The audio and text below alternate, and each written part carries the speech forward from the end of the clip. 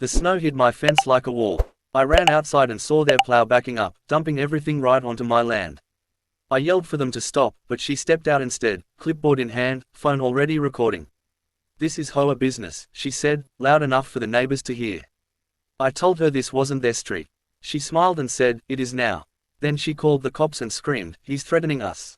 While my kids watched from the porch. I stayed calm, even when she taped a bright orange notice on my gate. It said I was violating HOA rules and had to clear the snow myself or face fines. Funny thing was, I never joined their HOA. I bought this land years ago, long before they built their perfect little row of houses. I told her that. She laughed and leaned closer. "Everyone here answers to me," she said, pointing down the street like she owned the ground under it. That's when the plow driver whispered, "Ma'am, are you sure about this?" She snapped back, "Just dump it." By evening, the snow pile was taller than my truck. Then came the real hit. A tow truck rolled in and hooked my car while my daughter cried, asking why they were taking it. Karen stood there with her arms crossed and said, "Maybe now you'll learn." That moment burned, not because of the car, but because she thought I was weak. She thought I was alone. She didn't know I'd already pulled the old survey maps from my safe. She didn't know the cameras were on. And she definitely didn't know why I kept so many heavy-duty barriers in my shed. I looked at the mountain of snow on my land, then at their only street leading in and out. One thought crossed my mind, slow and clear. If they want to use my property, then they're going to feel it. And that's when I started moving the snow back, inch by inch, not where it came from, but somewhere that would make them panic. By morning, their street was dead silent. No cars moving, no school buses, just a white wall of snow sealing the entrance like a frozen door. Karen came running, boots slipping, phone already up. "You can't do this," she shouted. I leaned on my shovel and said nothing. She called it illegal. She called it harassment. Then she said the magic words, "I'm calling the police again." This time she smiled like she had already won.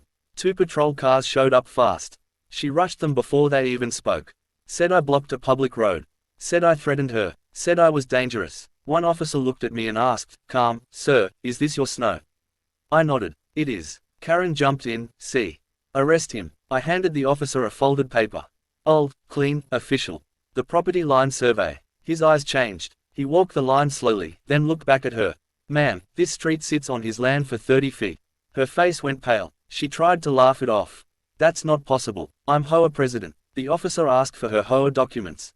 She handed over copies. Bad copies. Missing stamps. The second officer quietly said, "These don't give you authority here." That's when Karen lost it.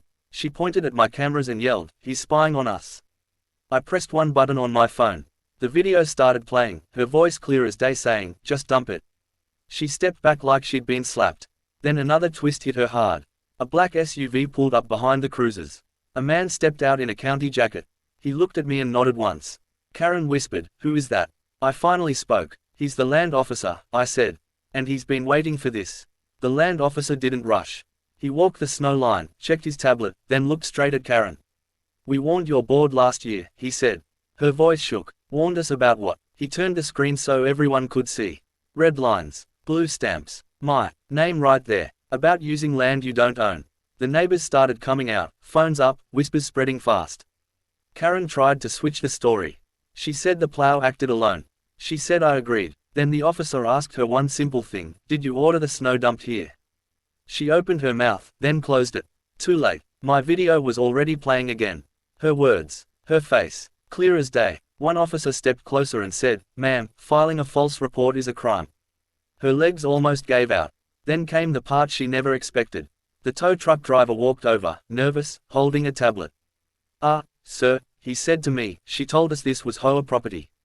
The officer stopped him. "Who authorized the tow?" The driver pointed at Karen. Silence hit hard. The officer took out cuffs.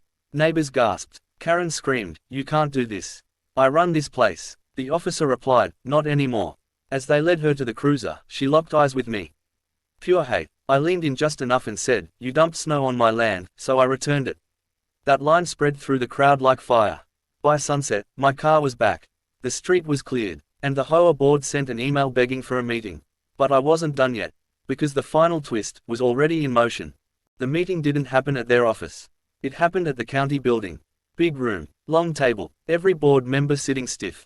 Karen's chair was empty. The land officer opened the file and slid copies across the table. Fines, violations, illegal use of land, Then he dropped the last paper. A cease order. The HOA no longer had control over that street. Gasps again. One board member whispered, then who does? I raised my hand slowly. I do, until the county reroutes it. That's when panic really hit. Without that street, half their homes had no legal access. No deliveries. No emergency clearance. One guy stood up and said, "This will destroy us." I didn't smile. I didn't yell. I just said, "You should have checked before treating my family like trash." Then another twist landed. The officer announced Karen was under investigation for impersonating authority in 2 other neighborhoods. This wasn't her first time. It was just the first time she picked the wrong person. Outside, a reporter waited. Someone had leaked the footage. Karen's face ordering the dump was already online. Comments exploded. People recognized her. Former residents started posting stories. Fines, threats, fake notices. The board tried to apologize. They offered money. I said no. I wanted one thing in writing, public acknowledgement that they were wrong. They signed it with shaking hands. That night, I stood on my porch watching plows clear my road properly, under county orders. My kids laughed again. The snow melted slowly, but the silence felt clean. Still, one thing remained. Karen hadn't spoken yet, and when she did, it would shake everything one last time. 3 days later, my phone rang at night. Unknown number. I answered, and her voice came through, calm, too calm. Karen. She said she wanted to fix things. Said the arrest was a misunderstanding. Said the HOA would make me an offer I couldn't refuse. I didn't reply. She kept talking, faster now, saying the county was wrong, saying the land officer was biased, saying I should help her clear her name. I let her finish, then said one line, "This call is being recorded." She hung up. The next morning, a letter showed up in my mailbox. Handwritten. Karen claimed she had proof the land wasn't mine. Old maps. Old deals. She thought she found a crack.